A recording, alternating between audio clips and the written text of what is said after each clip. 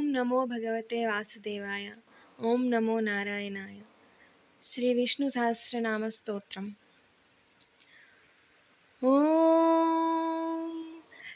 शुक्लांबरधरं विष्णुं शशिवर्णं चतुर्भुजं प्रसन्नवदनं ध्यायेत् सर्वविघ्नोपशान्तये। शुक्लांबरधरं विष्णुं शशिवर्णं चतुर्भुजं प्रसन्नवदनं ध्यायेत् सर्वविघ्नोपशान्तये। व्यासं वसिष्ठनप्तारं सक्ते पौत्रमकल्मषं पराशरात्मजं वन्दे शुकतातं तपोनिधिं। व्यासाय विष्णुरूपाय व्यासरूपाय विष्णवे नमो वै ब्रह्मनिधये वासिष्ठाय नमो नमः।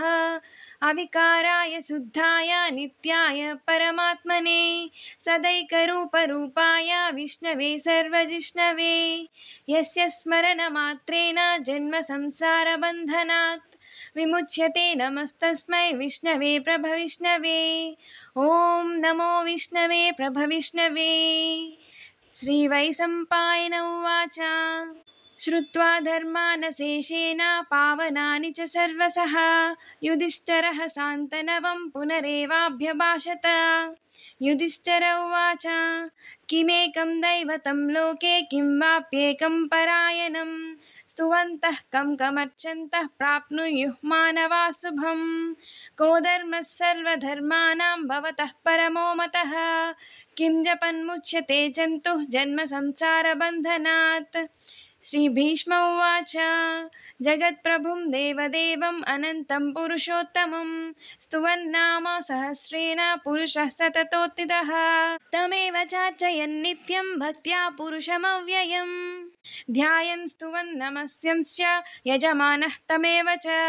अनादिनिधनं विष्णुं सर्वलोकमहेश्वरं लोकाध्यक्षं स्तुवन् नित्यं सर्वदुःखादिगो भवेत्। ब्रह्मण्यं सर्वधर्मज्ञं लोकानां कीर्तिवर्धनं लोकनाथं महाद्भुतं सर्वभूतभवोद्भवम्। एष मे सर्वधर्माणां धर्मोऽधिकतमो मतः यद्भक्त्या पुण्डरीकाक्षं स्तवैरर्च्येन्नरः सदा। परमं यो महत्तेजः परमं यो महत्तपः परमं यो महद्ब्रह्म परमं यः परायणम्।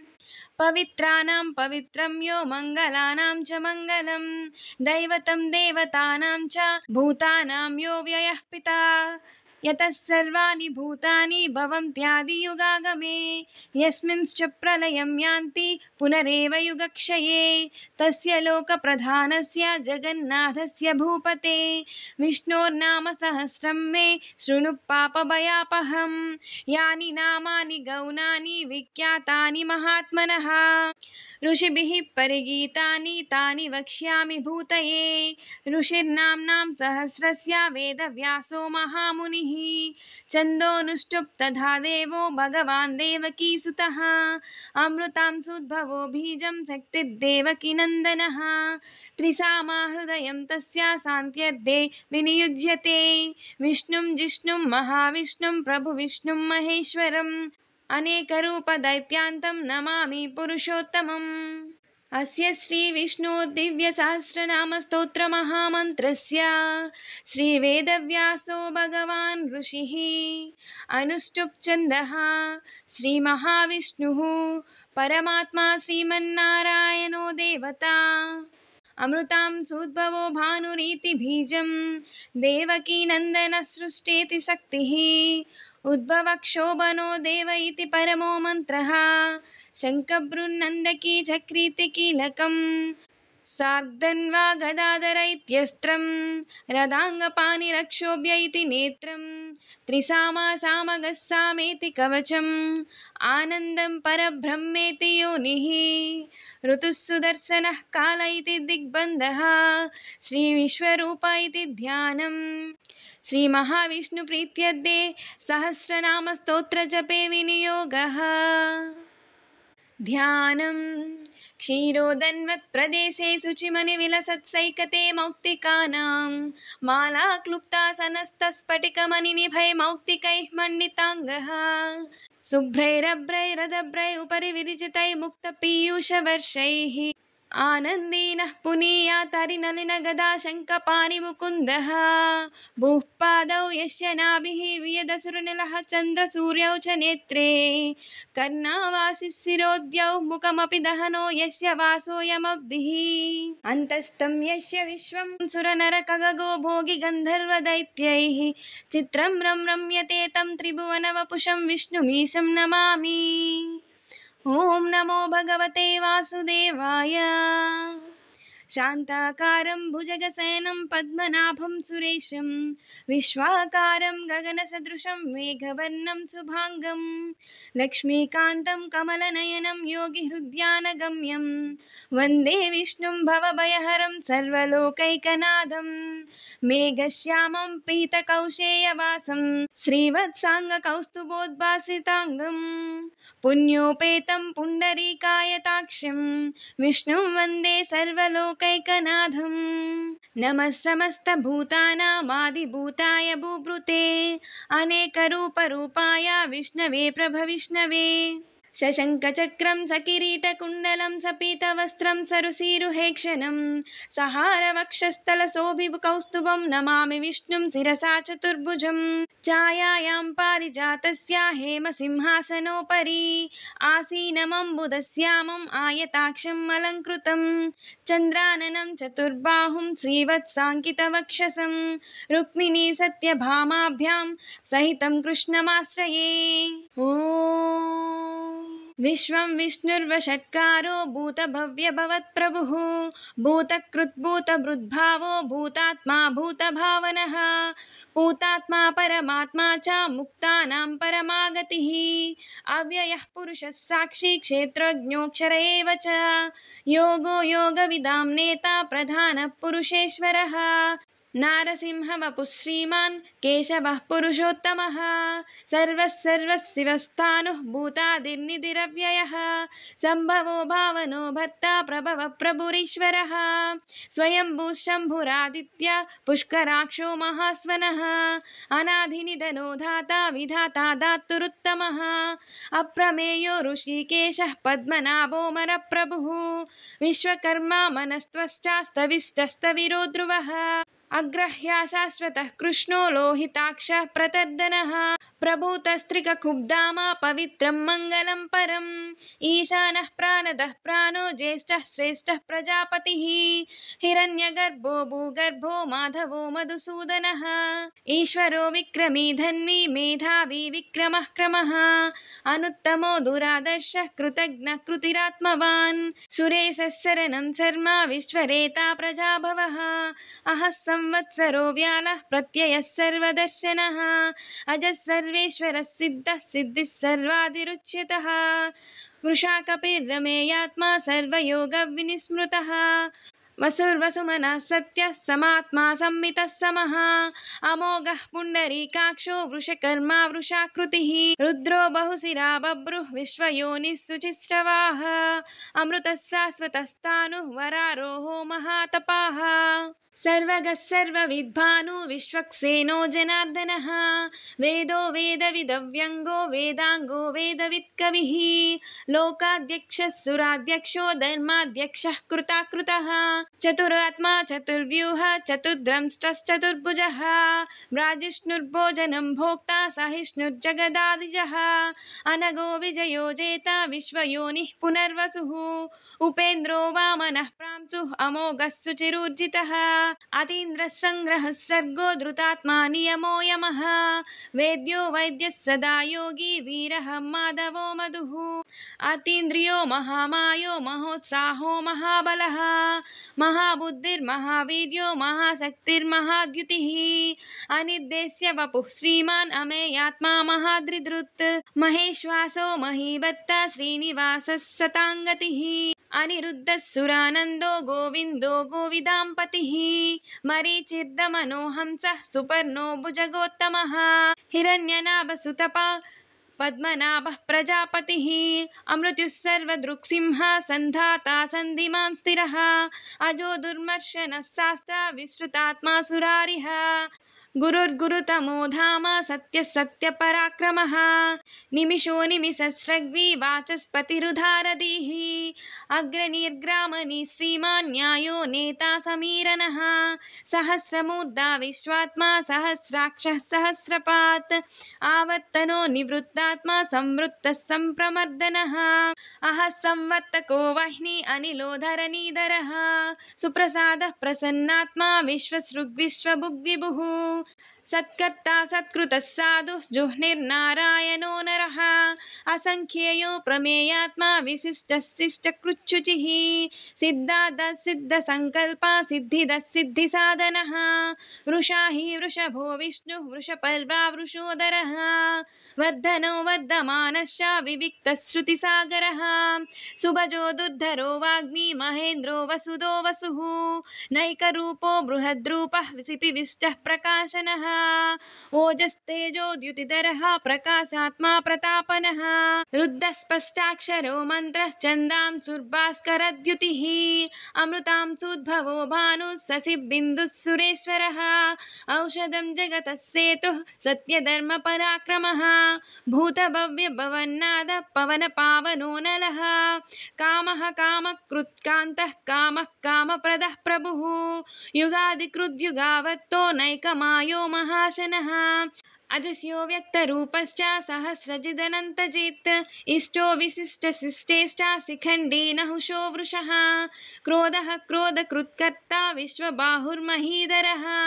अच्युतः प्रदितः प्राणः प्राणदो वासुवानजः अपां निधिरधिष्ठानम् अप्रमत्तः प्रतिष्ठितः स्कन्दः स्कन्दधरो धुर्यो वरदो वायुवाहनः वासुदेवो बृहद्भानुः आदिदेवः पुरन्दरः अशोकस्तारनस्तारः सूरः सौरिर्जनेश्वरः अनुकूलः सतावार्तः पद्मी पद्मनिभेक्षणः पद्मनाभोरविन्दाक्ष पद्मगर्भः शरीरभृत् महद्धीरुद्धो वृद्धात्मा महाक्षो गरुडध्वज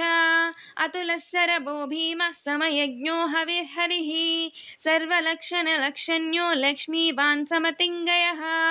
विक्षरो रोहितो मार्गो हेतुर्दामोदरः सहः महीधरो महाभागो वेगवानमितासनः उद्भवः क्षोभनो देवः श्रीगर्भः परमेश्वरः करणं कारणं कर्ता विकर्ता गहनो गुहः व्यवसायो व्यवस्थानः संस्थानस्तानदो ध्रुवः परद्दिः परमस्पष्टः तुष्टः पुष्टः सुभेक्षणः रामो विरामो विरजो मार्गो नेयो नयो नयः वीरशक्तिमातां श्रेष्ठो धर्मो धर्मविदुत्तमः वैकुण्ठः पुरुषः प्राणः प्राणदः प्रणवः पृथुः हिरण्यगर्भः शत्रुघ्नो व्याप्तो वायुरधोक्षजः ऋतुः सुदर्शनः कालः परमेष्टि परिग्रहः उग्रः संवत्सरो दक्षो विश्रामो विश्वदक्षिणः विस्तारस्तावरस्तानुः प्रमाणं बीजमव्ययम् अर्धोनर्धो महाकोशो महाभोगो महाधनः अनिर्विणः स्तविष्टो भूधर्मयूपो महामकः नक्षत्रनेमिर्नक्षत्री क्षमः क्षामः समीहनः यज्ञयुज्यो महेन्द्रश्च क्रतुः सत्रं सताङ्गतिः सर्वदर्शी निवृत्तात्मा सर्वज्ञो ज्ञानमुत्तमम् सुव्रतः सुमुखः सूक्ष्मः सुघोषः सुखदः सुहृत्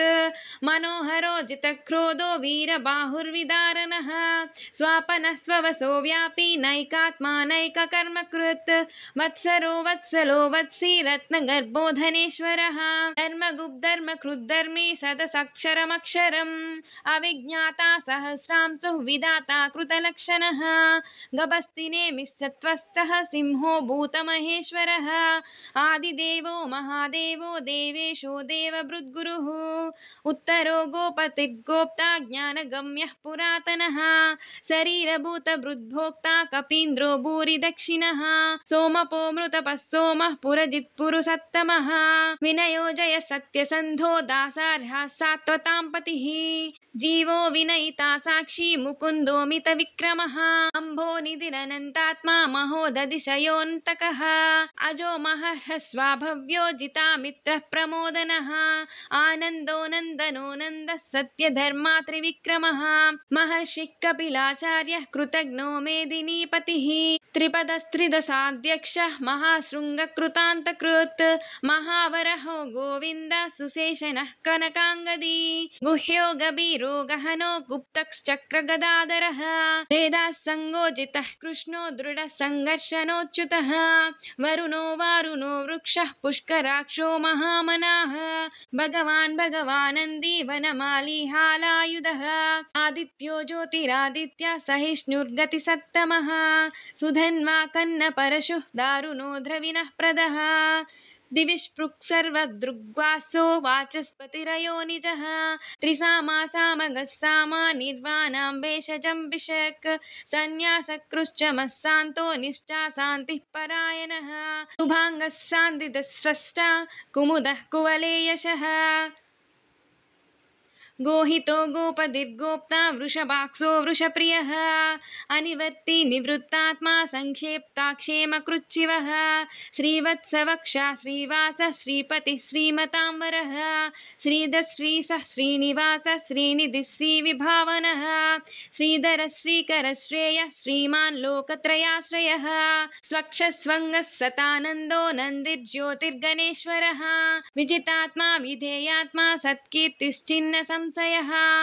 उद्दीर्णः सर्वतश्चक्ष्णुः अनीशः शाश्वतः स्थिरः भूषयो भूषणो भूतिः विशोकः शोकनाशनः अर्चिष्मानर्चितः कुम्भो विशुद्धात्मा विशोधनः अनिरुद्धो प्रतिरथः प्रद्युम्नो मितविक्रमः कालनेमिनिः वीरः सौरिः सूरः सूरजनेश्वरः त्रिलोकात्मा त्रिलोकेशः केशवः केशः हरिः कामदेहः कामपालः कामी कान्तः कृतागमः अनिर्देश्य वपुः विष्णुः वीरो नन्तो धनञ्जयः ब्रह्मण्यो ब्रह्मकृत् ब्रह्मा ब्रह्म ब्रह्म विवर्धनः ब्रह्मविद्ब्राह्मणो ब्रह्मी ब्रह्माज्ञो ब्राह्मणः प्रियः महाक्रमो महाकर्मा महातेजा महोरगः महाक्रतुर्महायज्वा महायज्ञो महाहविः स्तव्यस्तव प्रियस्तोत्रं स्तुतस्त्रोतारनः प्रियः पूर्णः पूरयिता पुण्यः पुण्यकीर्तिरनामयः मनोजवस्तीर्थकरो वसुरेता वसुप्रदः वसुप्रदो वासुदेवो वसुर्वसुमनाहविः सद्गतिः सत्कृतिः सत्ता सद्भूतिः सत्परायणः सूरसेनो यदुश्रेष्ठः सन्निवासः सुयामुनः भूतावासो वासुदेवः सर्वासु निलयो नलः दर्पः दर्पदो दृप्तो दुर्धरोधापराजितः विश्वमूर्तिर्महमूर्तिः दीप्तमूर्तिरमूर्तिमान् अनेकमूर्तिरव्यक्तः शतमूर्तिः शताननः एकोनैकः सवः कङ्किं यत्तत्पदः मनुत्तमं लोकबन्धुर्लोकनाथो माधवो भक्तवत्सलः सुवर्णवर्णो हेमाङ्गो वराङ्गश्चन्दनाङ्गदी वीरः विषमः शून्यो घृताशीरचलश्चलः अमानी मानदो मान्यो लोकस्वामी त्रिलोकधृत् सुमेधा मेधजोदन्यः सत्यमेधाधराधरः तेजो वृषोद्युतिधरः सर्वशस्त्रभृतांवरः प्रग्रहो निग्रहो व्यग्रो नैकशृङ्गो गदाग्रजः चतुर्मूर्तिश्चतुर्बाहुश्चतुर्व्यूहश्चतुर्गतिः चतुरात्मा चतुर्भावः चतुर्वेदविदेकपात् समावत्तो निवृत्तात्मा दुर्जयो दुरतिक्रमः दुर्लभो दुर्गमो दुर्गो दुरावापो दुरारिः शुभाङ्गो लोकसारङ्गः सुतन्तुस्तन्तुवर्धनः इन्द्रकर्मा महाकर्मा कृतकर्मा कृतागमः उद्भवः सुन्दरः सुन्दो रत्ननाभः सुलोचनः अर्को वाजसनशृङ्गी जयन्तः सर्वविजयी सुवर्णबिन्दुरक्षोभ्यः सर्ववागीश्वरेश्वरः महाह्रदो महागर्तो महाभूतो महानिधिः कुमुदः कुन्दरः कुन्दः पर्जन्यः पावनोऽनिलः अमृताशो मृतवपुः सर्वज्ञः सर्वतोमुखः सुलभः सुव्रतः सिद्धः शत्रुजिच्चत्रुतापनः न्यग्रोदोदुम्बरो स्वद्दः चाणूरान्ध्रनिषादनः सहस्रार्चिः सप्तजिह्वः सप्तैधा सप्तवाहनः अमूर्तिरनगोचिन्त्यो भयकृद्भयनाशनः अनुर्बृहत्कृशस्थूलो गुणर्बृन्निर्गुणो महन् अद्रुतस्वद्रुतस्वास्थ्य प्राङ्वंसो वंशवर्धनः भारभृत्कथितो योगी योगी सर्वकामदः आश्रमश्रमणः क्षामः सुपर्णो वायुवाहनः धनुर्धरो धनुर्वेदो दण्डो दमयिता दमः अपराजितः सर्वसहो नियन्ता नियमो यमः सत्त्ववान् सात्विकः सत्यः सत्यधर्मः परायणः अभिप्रायः प्रियार्होर्हा प्रियकृत् प्रीतिवर्धनः विहयः सगतिर्ज्योतिः सुरुचिर्हुतभुग्विभुः रविर्विरोचनः सूर्यः सविता रविलोचनः अनन्तो हुतभुग्भोक्ता सुखदो नैकदोऽग्रजः अनिर्विन्नः सदामर्षि लोकाधिष्ठानमद्भुतः सनातनतमः कपिलः कपिरव्ययः स्वस्तिदः स्वस्तिकृत् स्वस्ति स्वस्ति भुक् स्वस्ति दक्षिणः अरौद्रः कुण्डली चक्री विक्रम्योर्जितः शासनः शब्दातिगः शब्दसः शिशिरः सर्वरीकरः अक्रूरः पेशलो दक्षो दक्षिणः क्षमिनाम्बरः विद्वत्तमो वीतभयः पुण्यश्रवणः कीर्तनः उत्तारणो दुष्कृतिः पुण्यो दुःस्वप्ननाशनः वीरः रक्षणः सन्तो जीवनः पर्यवस्थितः अनन्तरूपोऽनन्तश्रीजितमन्युर्भयापहः चतुरस्रो गभीरात्मा विदिशो व्यादिशो दिशः अनादिर्भूर्भवो लक्ष्मी सुवीरो रुचिराङ्गदः जननो जनजन्मादिः भीमरो भीमपराक्रमः आधारनिलयो धाता पुष्पहासः प्रजागरः उद्भगः सत्पदाचारः प्राणदः प्रणवः पनः प्रमाणं प्राणनिलयं प्राणधृत् प्राणजीवनः तत्त्वं तत्त्वविदेकात्मा जन्म मृत्युजरातिगः भूर्भुवः स्वस्तुरुस्तारः सविता प्रपितामहः यज्ञो यज्ञपतिर्यज्वा यज्ञाङ्गो यज्ञवाहनः यज्ञभृत्यज्ञकृत्यज्ञी यज्ञभुक् यज्ञसाधनः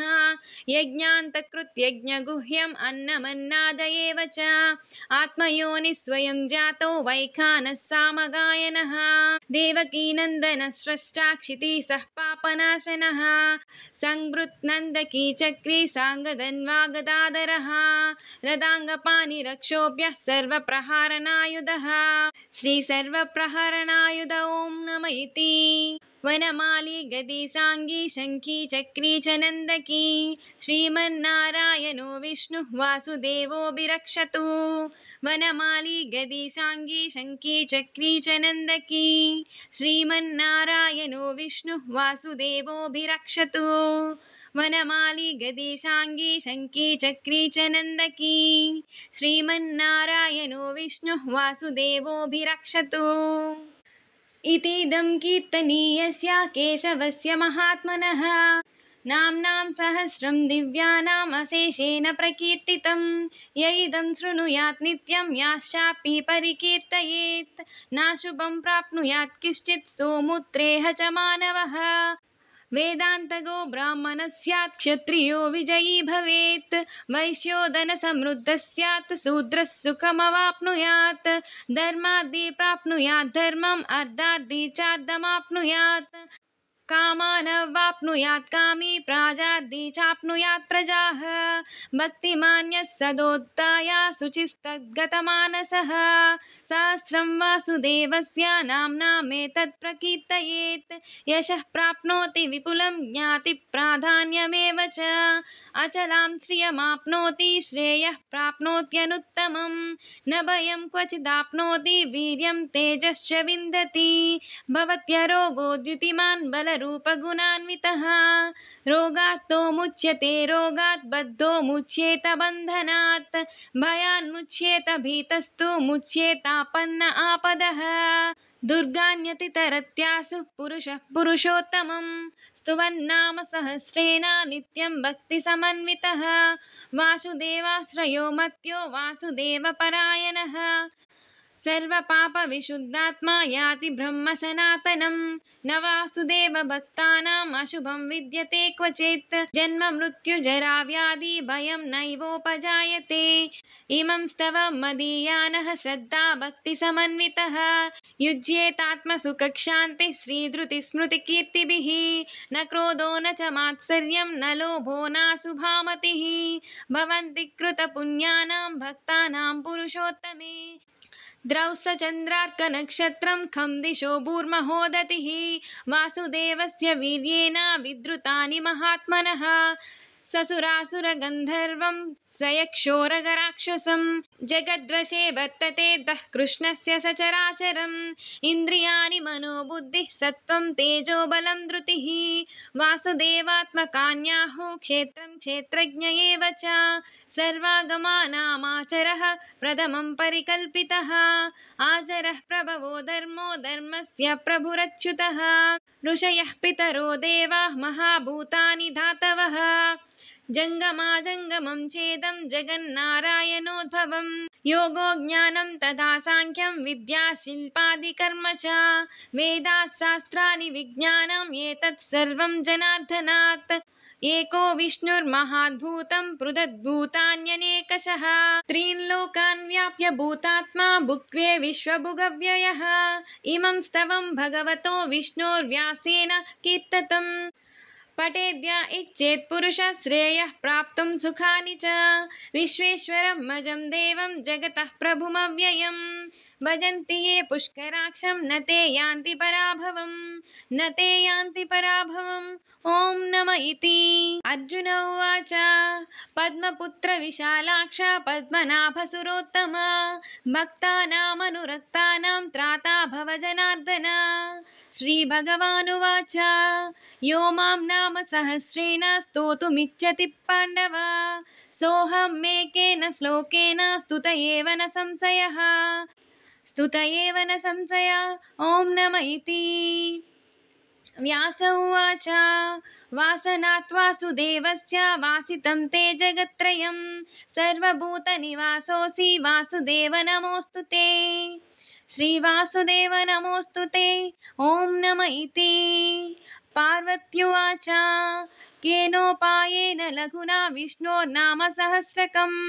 पठ्यते पण्डितैः नित्यं श्रोतुमिच्छाम्यहं प्रभो ईश्वर उवाच श्रीराम राम रामेति रमे रामे मनोरमे सहस्रनाम तत्तुल्यं राम नाम वरानने श्रीराम राम रामेति रमे रामे मनोरमे सहस्रनाम तत्तुल्यं राम नाम वरानने श्रीराम राम रामेति रमे रामे मनोरमे सहस्रनाम तत्तुल्यं राम नाम वरानने श्रीराम नाम वरानन ॐ नम इति ब्रह्मोवाच नमोऽस्त्वनन्ताय सहस्रमूर्तये सहस्रपादाक्षि शिरोरुबाहवे सहस्रनाम्ने पुरुषाय शाश्वते सहस्रकोटियुगधारिणे नमः सहस्रकोटियुगधारिणे ॐ नम इति संजय उवाच यत्र योगीश्वरः कृष्णो यत्र पार्थो धनुर्धरः तत्र श्रीर्विजयो भूति ध्रुवा नीतिः मतिर्ममः श्रीभगवानुवाच अनन्याश्चिन्तयन्तो मां ये जनाः पर्युपासते तेषां नित्याभियुक्तानां योगक्षेमं वहाम्यहं परित्राणाय साधूनां विनाशाय च दुष्कृतां